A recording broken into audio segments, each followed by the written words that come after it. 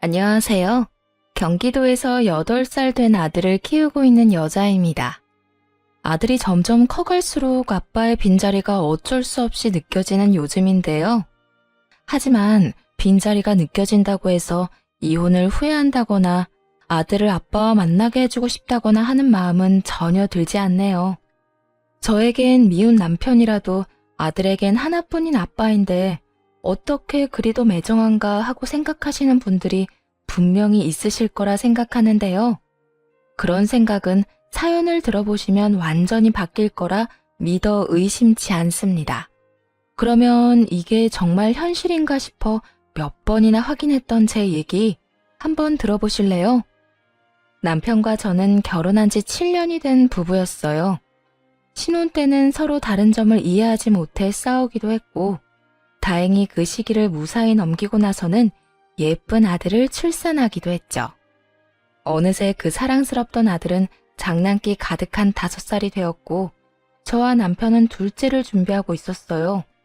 둘째를 가지기엔 다소 늦은 나이인 듯 했지만 평소 남편이 딸을 꼭 갖고 싶다고 입버릇처럼 말했거든요. 저 역시 외로워 보이는 아들에게 동생을 만들어주고 싶었고요. 남편이 딸을 원한다고 해서 아들을 홀대한다거나 아들에게 무심한 건 아니었어요. 오히려 저보다 더 아들과 잘 놀아줬고 퇴근길엔 꼭 아들을 위해 선물 하나는 사오는 다정한 아빠였죠. 정 줄 게 없으면 과자 한 봉지라도 사왔으니 말이에요. 이렇듯 남편은 아들을 매우 아꼈고 저와 대화도 많이 하는 사람이었습니다.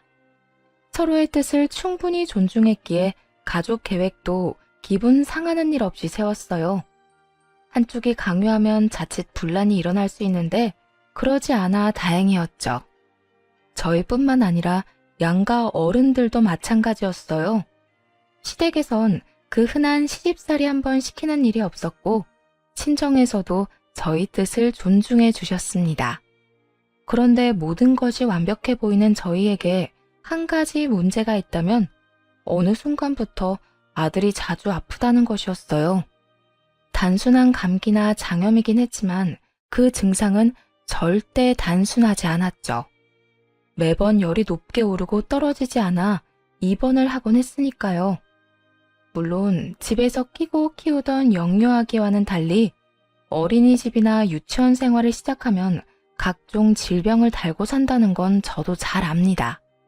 하지만 그렇다고 해도 모든 아이가 감기에 걸릴 때마다 입원을 하는 건 아니잖아요. 저희 아들은 감기가 시작된다 싶으면 무조건 고열을 동반하고 가끔은 폐렴으로 진행되기까지 했어요. 열은 잘 떨어지지도 않아 입원을 해야 했고요. 여보, 민이 또 열나. 39도가 넘었어. 또? 감기 기운 없었잖아. 감기 기운은 분명 없었는데 나도 잘 모르겠어. 아무래도 또 입원해야 할 것 같으니까 내가 가방 챙길게. 당신은? 알고 있어. 난 민이 울지 않도록 잘 보고 있을게. 울면 열이 더 오르니까. 굳이 말하지 않아도 각자 역할을 딱 분담할 정도로 그런 상황에 익숙해졌고 아들이 아픈 상황에 익숙해지면 익숙해질수록 걱정은 늘어만 갔어요. 어른이 아파도 걱정인데 아이가 그렇게 자주 아프니 너무나도 걱정스러웠죠. 그나마 다행스러운 건 그 당시 제가 일을 쉬고 있었다는 것이었어요. 맞벌이를 했다면 병간호 때문에 한 명은 회사에 아쉬운 소리를 해야 했을 텐데 그것 때문에 싸우느라 스트레스가 만만치 않았을 테니까요. 다행스럽게도 저희는 그런 감정 낭비를 할 필요가 없었어요. 제가 아이와 함께 병원에 가면 자연스럽게 남편이 필요한 물품을 가져다 주곤 했죠. 그날도 마찬가지였어요. 오랜만에 친구들과 약속이 있어 주말에 외출을 하고 돌아오니 아침까지만 해도 멀쩡하던 아들이 기침을 하고 콧물을 흘리고 있더라고요. 불안한 마음에 체온을 재보니 꽤 높게 측정되었고 가지고 있던 비상약을 먹여봤지만 역시나 소용이 없어서 결국 병원으로 갔습니다. 그렇게 새벽녘에 아들은 응급실을 거쳐 입원까지 하게 되었어요. 멀쩡하던 아들이 갑자기 아무 이유도 없이 열감기에 걸린 것이 이상하긴 했지만 그때까지만 해도 대수롭지 않게 생각하고 있었어요. 앞서 말씀드렸다시피 아이가 유치원 생활을 하다 보면 아픈 일은 비일비재했거든요. 그런데 아들이 갑자기 이런 말을 하더라고요. 아빠랑 차가운 물로 씻었어. 나는 차갑다고 계속 소리쳤는데 아빠가 계속 찬물만 틀었어. 참 이상하더라고요. 한여름에도 아이를 찬물로 씻기지 않는데 하물며 가을이 지나가고 있는 쌀쌀한 날씨에 아빠가 찬물로 씻겼다고 하니까요. 그럼에도 아이의 말을 귀 기울여 듣진 않았어요. 그 이유는 그 나이 때 아이들이 종종 꿈을 현실처럼 이야기하기도 했고 없던 일을 사실처럼 말하는 일도 있기 때문이었어요. 하지만 아예 없는 말이라고 하기엔 설명이 꽤 구체적이기도 했고 확신에 찬 아들의 표정을 보니 거짓말을 하는 것 같지는 않아 남편에게 물어보았죠. 여보, 혹시 민이 오늘 찬물로 씻겼어? 오늘?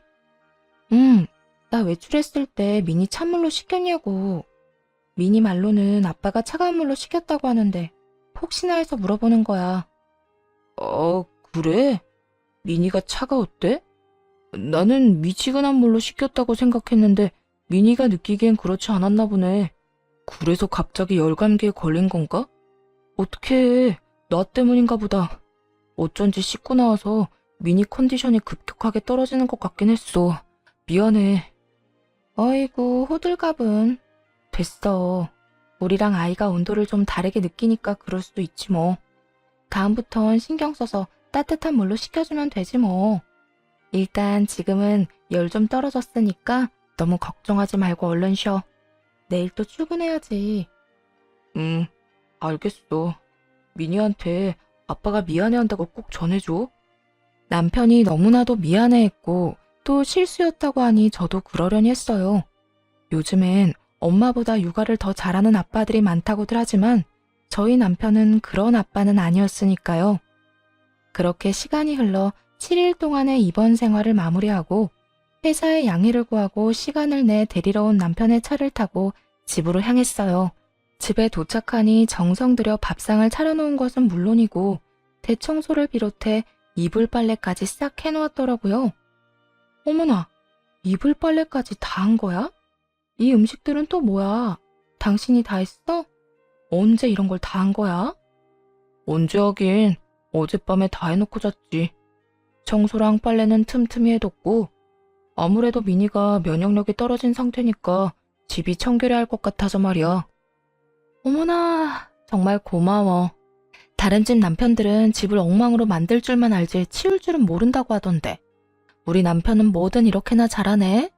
회사 그만두고 전업주부의 길을 걸어도 손색이 없겠어. 별 말씀을. 당신은 아픈 미니 돌보느라 제대로 먹지도 못하고 잠도 못 자는데 나 혼자만 편하게 지내는 게 너무 미안하더라고. 그래서 내가 할 수 있는 선에서 집안일 다 해놨어. 일단 난 회사에 다시 가야 하니까 민이랑 밥 먹고 푹 쉬어.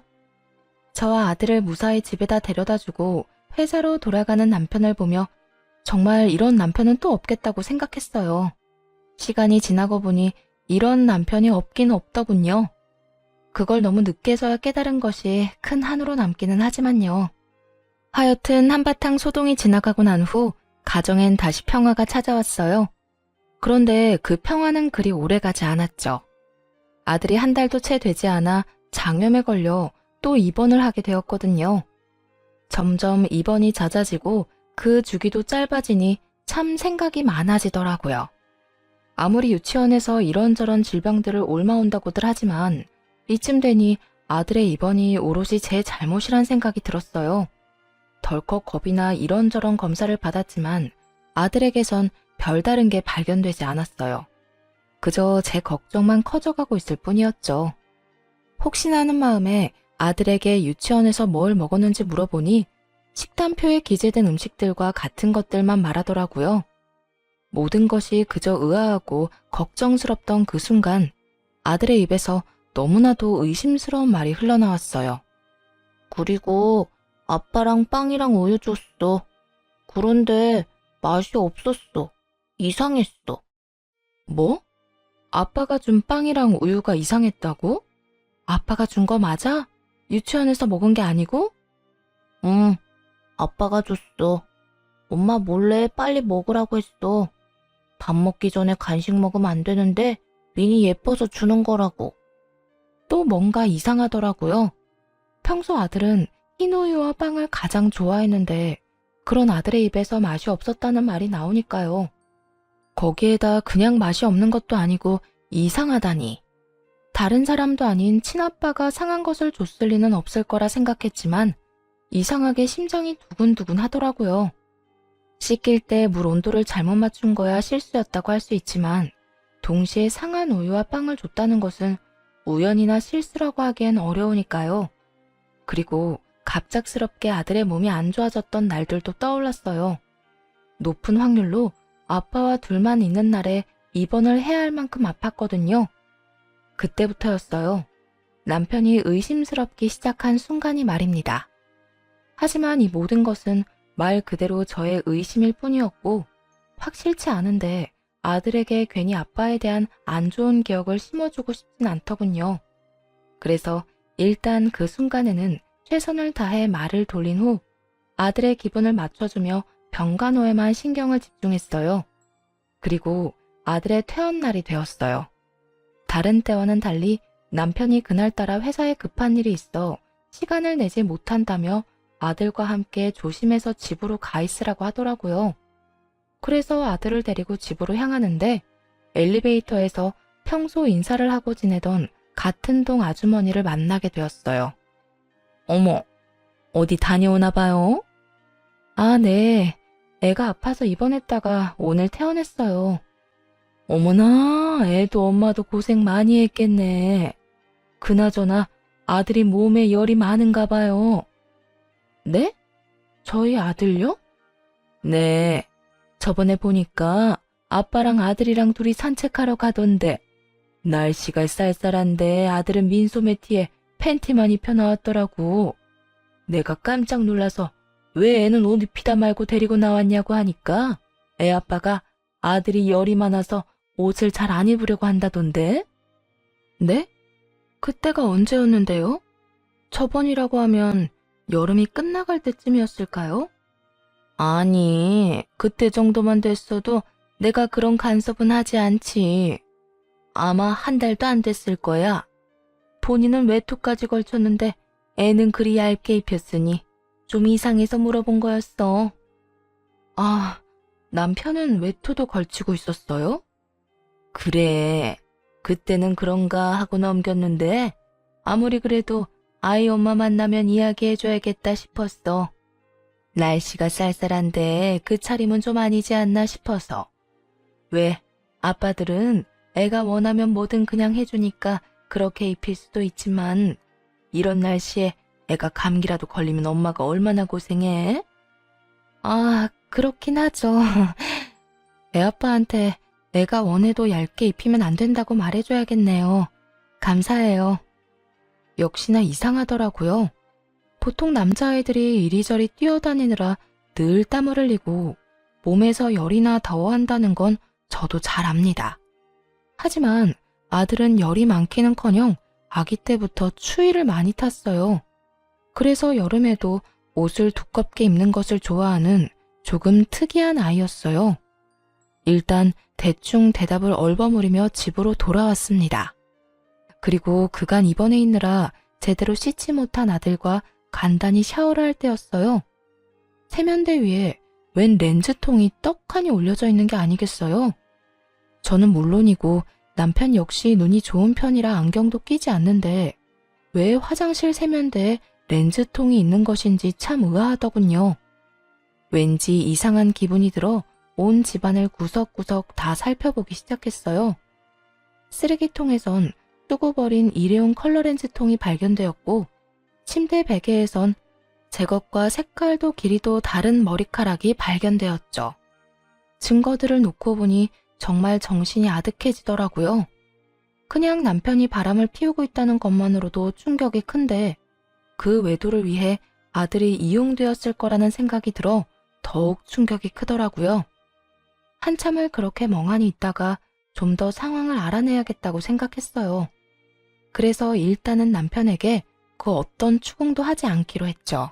확실한 증거가 나오기 전까진 그저 남편을 지켜보기로 하면서요. 단, 혹시 모르니 남편과 아들이 단둘만 있게 하는 일은 없도록 했어요. 그 후로 티를 내지 않고 남편을 의심스러운 눈초리로 살펴봤지만 남편은 평소와 다름이 없더라고요. 오늘은 좀 늦었네? 요즘 회사 비상이야. 중요한 계약 앞두고 전 직원이 야근 중이라니까. 그래? 힘들었겠네. 그런데 손에 그건 뭐야? 뭐긴 뭐야. 당신 어제 드라마 보다가 매운 닭발 먹고 싶다고 했었잖아. 그래서 사왔지. 이건 당신 닭발이고 이건 우리 아들이 좋아하는 아이스크림. 오늘은 늦는 대신 야식거리 좀 사왔어. 잘 먹을게. 어? 당신 좀 이상한데? 무슨 일 있어? 어디 아파? 이상하게 분위기가 좀 가라앉은 것 같은데? 왜? 미니 또 어디 아파? 아니, 어디 아프긴. 괜찮아. 그냥 좀 피곤해서 그래. 그래? 그러면 이건 내일 먹고 오늘은 일찍 자. 그렇게 피곤해서 어떡해? 내가 씻고 와서 안마라도 해줄까? 아니다. 그러지 말고 내일 당장 병원부터 다녀와. 알겠지? 다녀와서 나한테 연락도 좀 하고. 혹시나 계속 기운 떨어진다 싶으면 한의원에 가서 약이라도 지어 먹어. 금액은 신경 쓰지 말고. 남편은 여전히 회사 생활을 열심히 했고 퇴근을 하고 집으로 돌아오면 늘 그렇듯 가정에 최선을 다하려고 애쓰고 있었어요. 혹시나 하는 마음에 남편이 자는 사이 휴대전화를 살펴보기도 했지만 허무할 정도로 아무것도 나오지 않더군요. 이 모든 것이 그저 혼자만의 이상한 오해인가 싶기도 했습니다. 그렇게 시간이 흘러 그냥 남편에게 직접 물어봐야 하나 고민하던 어느 날이었어요. 웬일인지 남편이 술에 취해 집으로 돌아오더라고요. 밖에서 무슨 좋은 일이 있어 술을 잔뜩 마셨는지 고주망태가 되어 잠이 드는 순간에도 남편은 웃고 있었어요. 아무래도 그런 남편이 이상해서 남편의 휴대전화를 다시 살펴보았죠. 그곳엔 그동안 발견할 수 없었던 새로운 앱이 있더군요. 그건 바로 커플끼리만 사용한다던 앱이었어요. 남편이 그동안 숨김 기능을 사용해 발견할 수 없었던 것이었죠. 그래요. 남편은 그동안 철두철미하게 이 앱을 통해 상간녀와 연락을 했던 거예요. 정말 충격 그 자체였어요. 추억이랍시고 그동안 나누었던 대화를 단 하나도 지우지 않고 남겨놓은 것인지 두 사람의 깊은 관계가 시작되었던 순간부터 최근의 대화까지 고스란히 있더군요. 자기야, 오늘 마감 언제 해? 자기가 해? 아니, 마감할 알바생 구했어. 오늘 자기 반차 썼다고 했지. 바로 가게로 데리러 와. 데이트하러 가자. 저녁도 나랑 먹고 가면 좋은데. 저녁은 집에 가서 먹어야 할 것 같아. 며칠 전에 아들 퇴원했잖아. 아무래도 한동안은 좀 잘해야 할 것 같아서 말이야. 하긴, 그러면 회사에서 나오자마자 바로 가게로 와. 점심만이라도 나랑 먹고 오늘 근교로 드라이브도 가고 그러자. 그래. 바쁜 것만 빨리 마무리해놓고 갈게. 힘들거나 무거운 거 옮기는 일은 하지 말고 둬. 내가 가서 해줄 테니까. 역시 다정해. 이래서 내가 자기 좋아하는 거라니까. 아주 사랑이 넘치는 연인 관계더라고요. 두 사람의 대화를 들으니 상간녀는 남편의 회사 근처에서 꽤 큰 카페를 운영하는데 상간녀 쪽에서 유부남인 남편에게 먼저 접근한 것 같더라고요. 두 사람의 관계는 1년 남짓된 듯 했고 그날 술에 취한 남편이 기분이 좋은 이유도 그 여자 때문이더라고요. 자기야, 나 오늘 산부인과 다녀왔는데 우리 아기 나 닮은 예쁜 딸이래. 뭐? 그게 정말이야? 이게 무슨 일이래? 나는 딸바보 아빠가 될 팔자가 아니라고 생각했는데 자기 덕분에 내가 딸 가진 아빠가 다 되네? 여보세요, 예비 딸바보 아버님. 그래서 이혼은 정말 언제 할 거예요? 설마 우리 귀한 딸 아빠 없는 자식으로 키울 생각은 아니지? 그럴 리가. 기다려봐. 조만간 무슨 수를 써서라도 이혼할 테니까. 이혼 얘기를 꺼내면 그 여자가 반박은 좀 하겠지만 아들에 대한 모든 권한 포기하겠다고 하면 이혼해 줄 거야. 그래? 어쨌든 큰 소리 안 나게 자기가 알아서 잘 이혼해봐. 위자료는 될 수 있으면 안 주는 방향으로 말이야. 그럼 걱정하지 말고 좀 쉬고 계세요. 내가 오늘 일찍 끝내고 가게로 갈 테니까. 네. 상간녀는 임신 중으로 남편이 그렇게나 바라던 딸을 가졌다고 하더군요. 그래서 남편 놈은 기분이 좋아 술에 잔뜩 취해 집으로 들어온 것이었고요. 여기까지만 해도 충격이 큰데 더 큰 충격적인 대화가 고스란히 남아있더군요. 그건 바로 남편이 아들을 일부러 아프게 했다는 것이었어요. 저의 예상대로 남편은 제가 자리를 비울 때면 술을 쓰곤 했어요. 아들이 감기에 걸리거나 배탈이 나도록 말이에요. 아들이 입원해서 저도 함께 집을 비운 사이 남편은 상간녀와 오붓한 시간을 보내려고 외박을 일삼았더라고요. 한마디로 상간녀와 지내기 위해 아들을 아프게 했던 것이었어요. 제일 마지막에 아들이 장염에 걸린 일도 마찬가지고요. 이번에 자기 아들 입원하면 자기 집에서 시간 보내면 안 돼?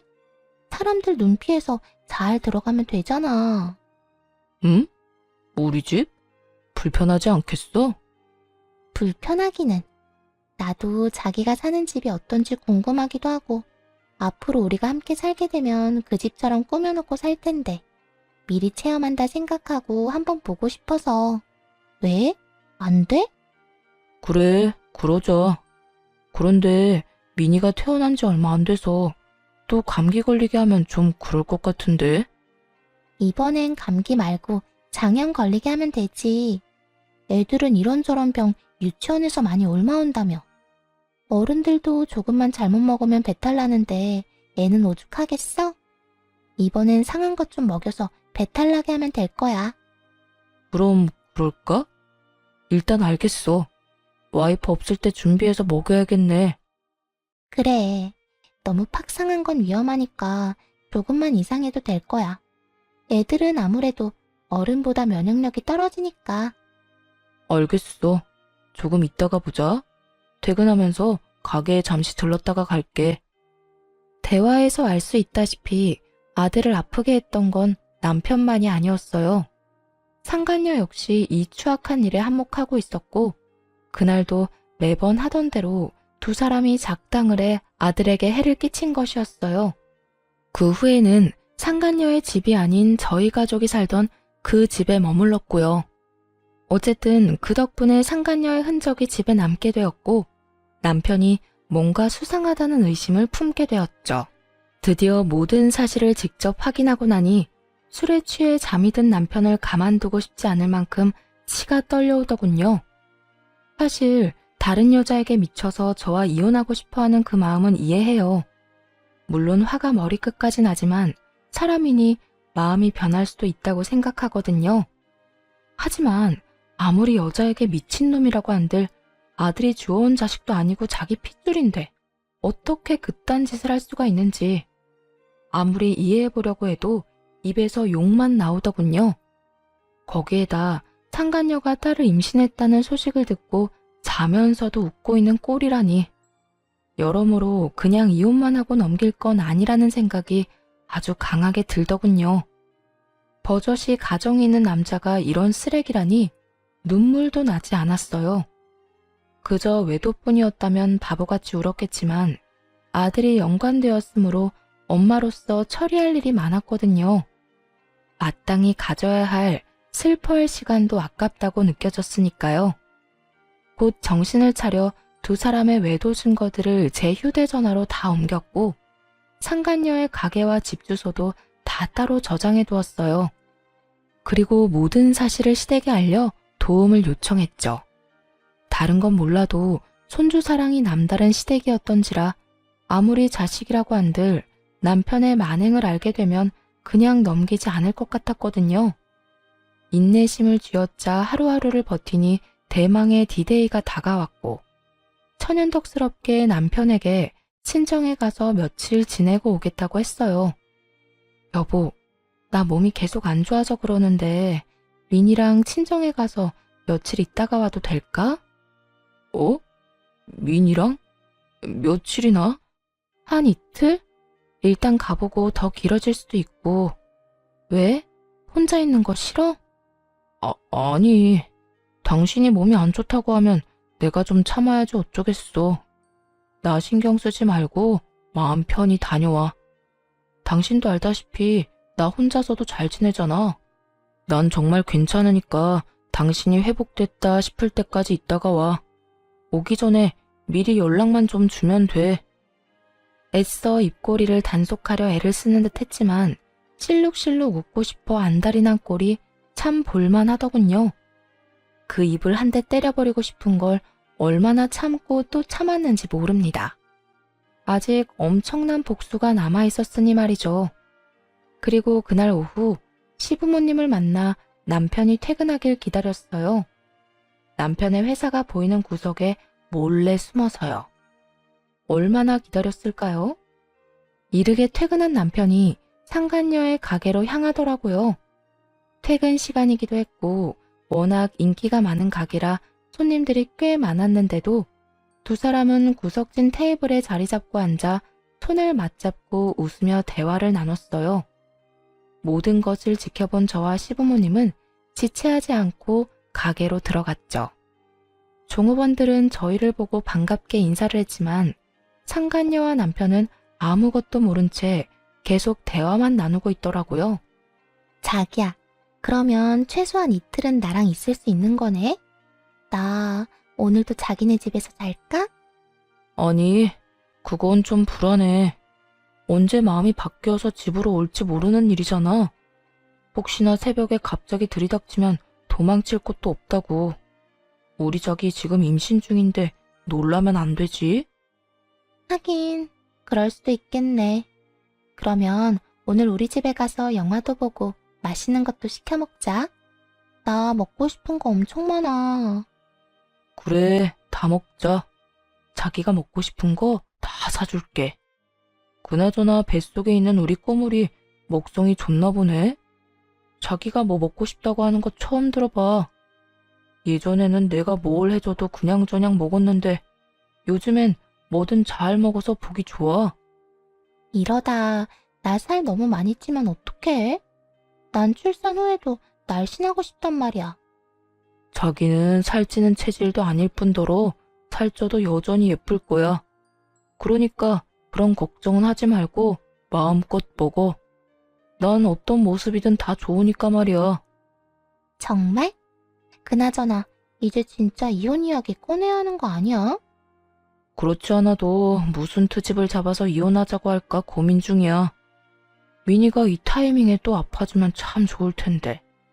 그걸 핑계 삼아서 싸움을 시작하면 될 것 같고. 뭐가 걱정이야? 입원할 정도까지는 아니더라도 감기는 또 걸리게 하면 되지 뭐. 하긴 이번에는 입원이 목적이 아니라 조금 아프게만 하면 되는 거니까. 하여튼 그건 내가 알아서 할 테니까 자기는 아기만 생각하면서 기다리고 있어. 내가 조만간 좋은 소식 가지고 올 테니까. 반신반의하시던 시부모님도 이 이야기를 듣는데 얼굴이 차마 표현할 말이 없을 정도로 구겨지더라고요. 그리고 남편의 입에서 좋은 소식이라는 말이 나온 그 순간 시부가 남편의 뒤통수를 세게 내리치고야 말았죠. 이 미친놈아, 뭐가 어쩌고 좋지? 입원이 목적이 아니라 조금 아프게만 하면 돼. 네가 그러고도 인간이야? 그러고도 아이 아빠라고 할 수 있는 게야? 그러면서 시부는 남편을 향해 호통을 내질렀고 그와 동시에 시모는 상간녀의 머리에 손을 뻗었어요. 이 지옥에서도 안 받아줄 모진 인간 같으니라고.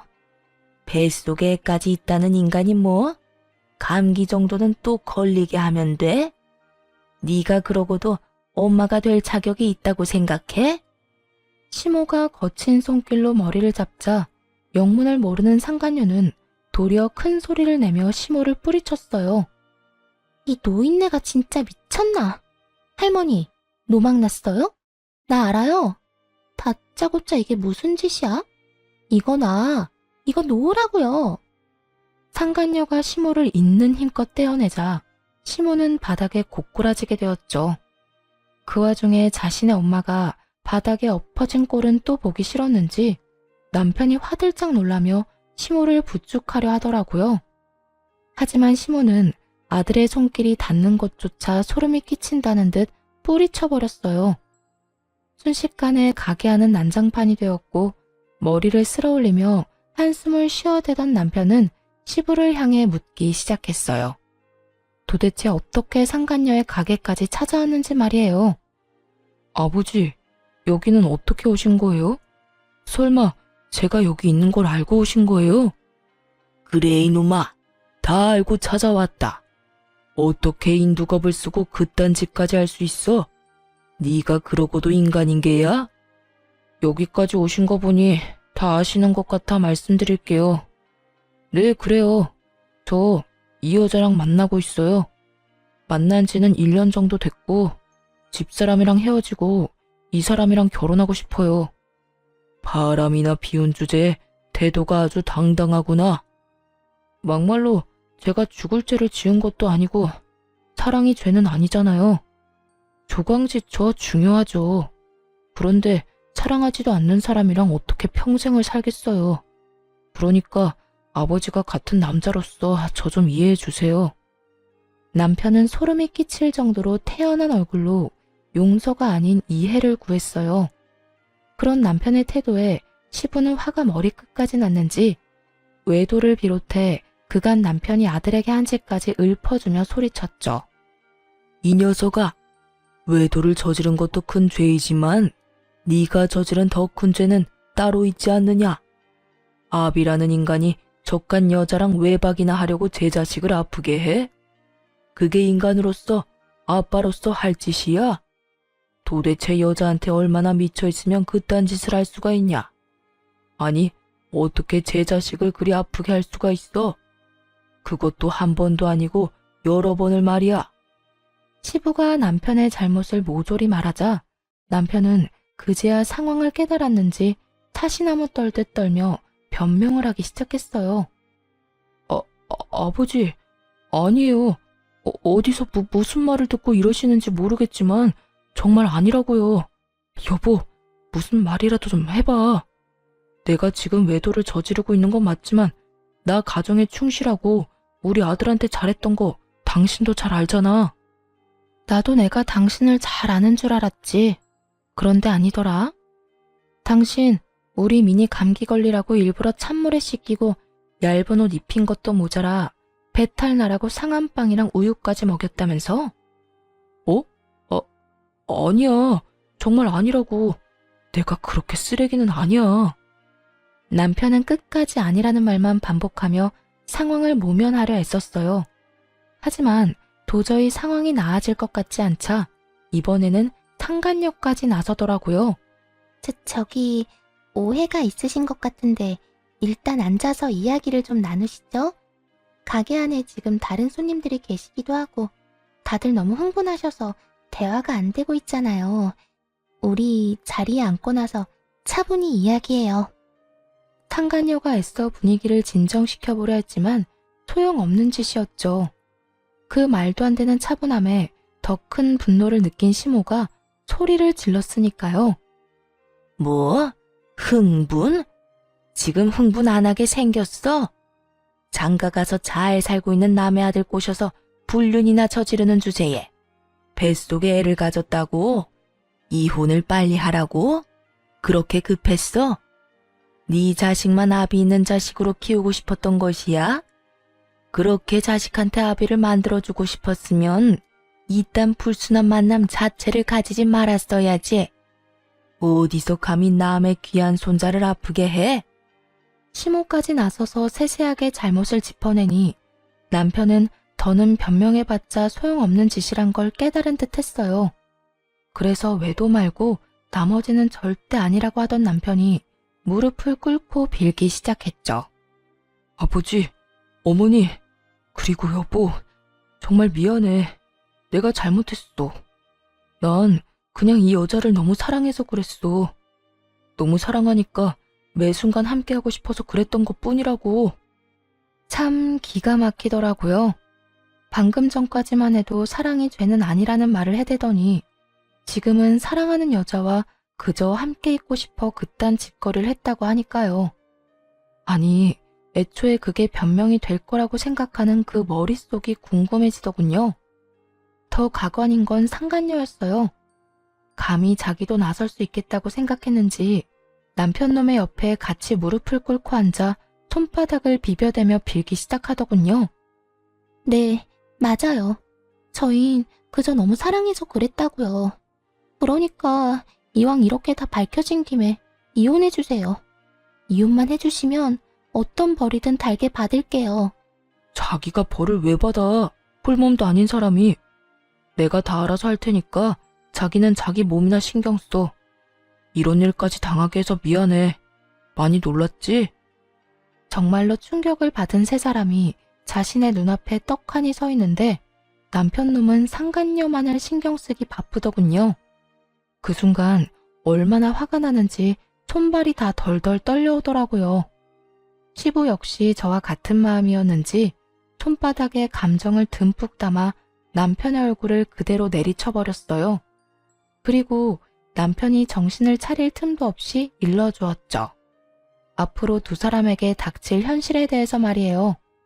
잘 들어라. 너에게 주기로 했던 내 재산은 손주한테 줄 테니 그렇게 알거라. 재산뿐만이 아니다. 앞으로 난 너 같은 자식은 없는 셈 치고 잘 살아갈 테니까 너도 네가 그렇게 사랑하는 저 여자와 잘 살거라.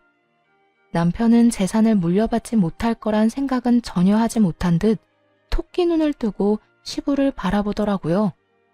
시부는 그런 남편의 눈길을 사뿐히 무시한 채 남편보다 더 동그랗게 눈을 뜨고 있는 상간녀를 보며 이렇게 말했어요. 혹시나 무사히 출산한다고 해도 우리 집에 찾아올 생각은 하지도 말게나. 난 그 뱃속에 있는 아이 보고 싶지도 않고 내 손주라고 생각하지도 않으니까. 그러니 아기 얼굴 보여주겠다는 핑계로 내 집에 올 생각도 하지도 말란 뜻이야. 시부는 단단히 결심한 듯 너무나 단호해 보였어요. 남편의 눈에도 그렇게 보였는지 남편이 시부의 결정에 토를 달더라고요. 반성하는 모습은 전혀 보이지 않으면서 말이에요. 아버지, 정말 너무하시는 거 아니에요?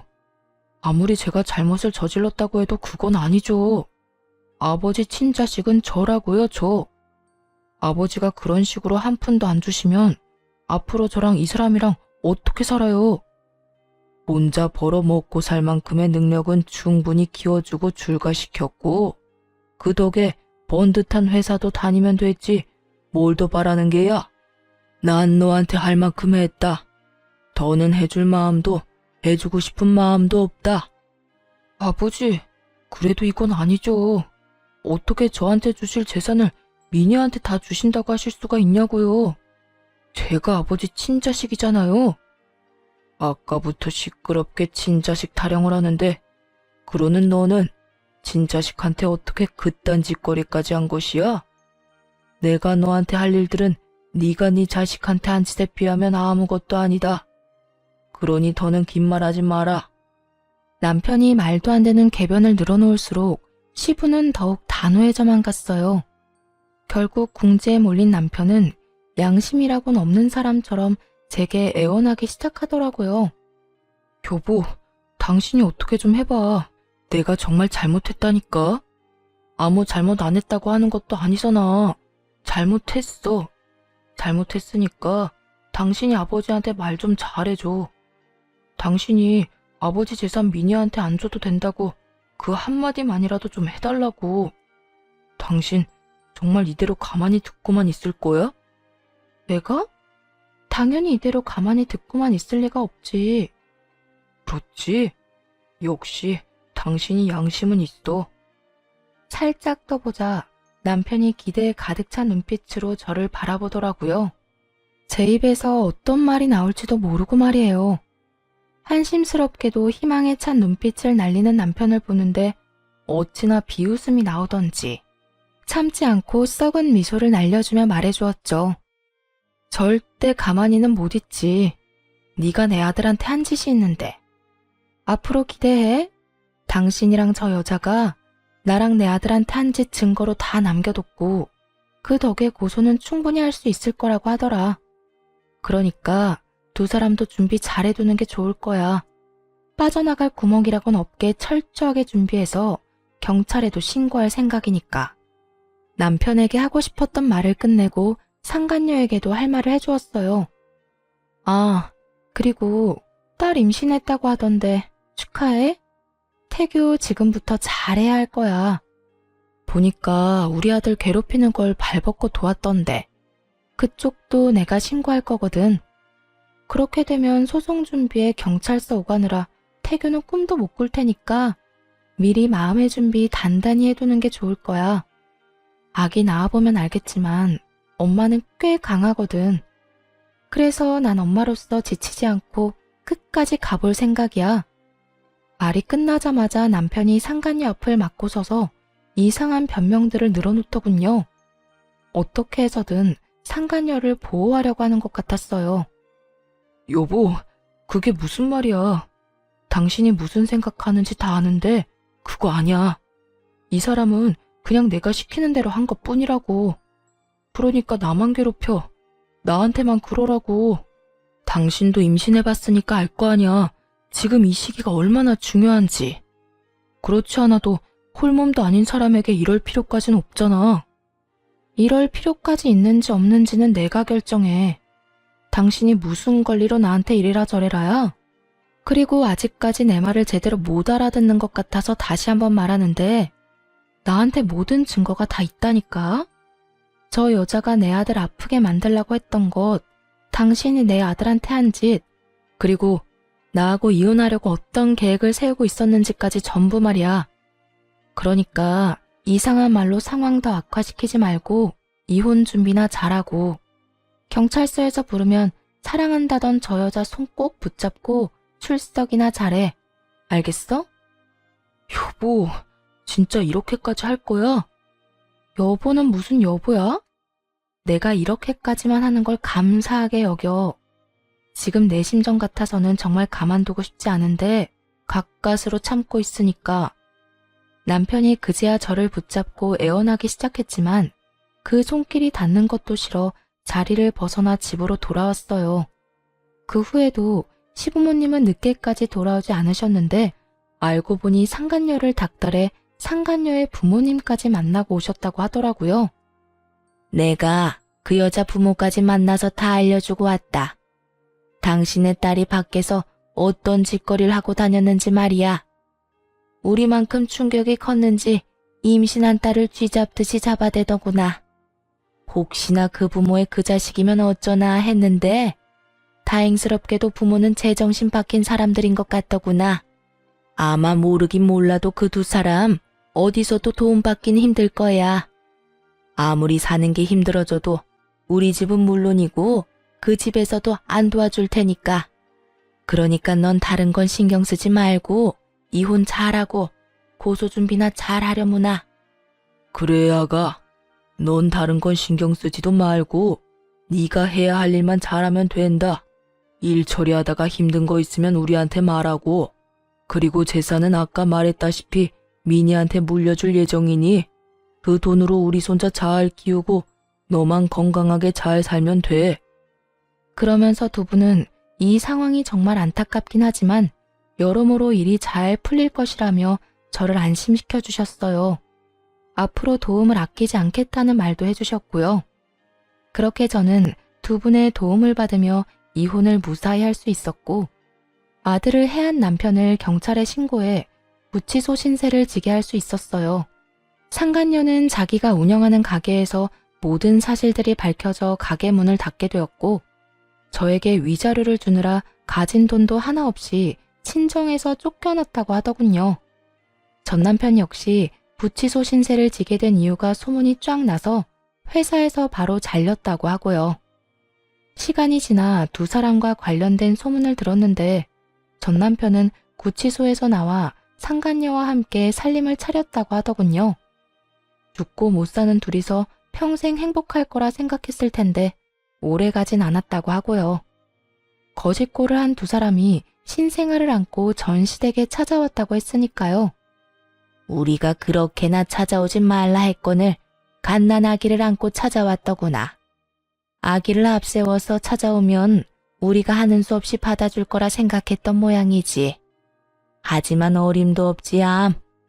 길바닥에서 며칠은 나뒹군 꼬락서니를 하고선 찾아왔는데 내 자식이지만 불쌍하기는커녕 통쾌하기까지 했어. 어머님, 혹시 저 때문에 못 받아주고 계신 거면 그러지 않으셔도 돼요. 아무리 큰 잘못을 저질렀다고 한들 하나뿐인 아들이잖아요. 난 이제 아들 없다. 아니, 우린 이제 아들 없다고 생각하기로 했어. 듣기론 그 녀석이 죄취업은 꿈도 못 꾸는 상황이라고 하던데 고생을 좀 해봐야 자기가 무슨 짓거리를 저질렀는지 잘 알지 않겠니?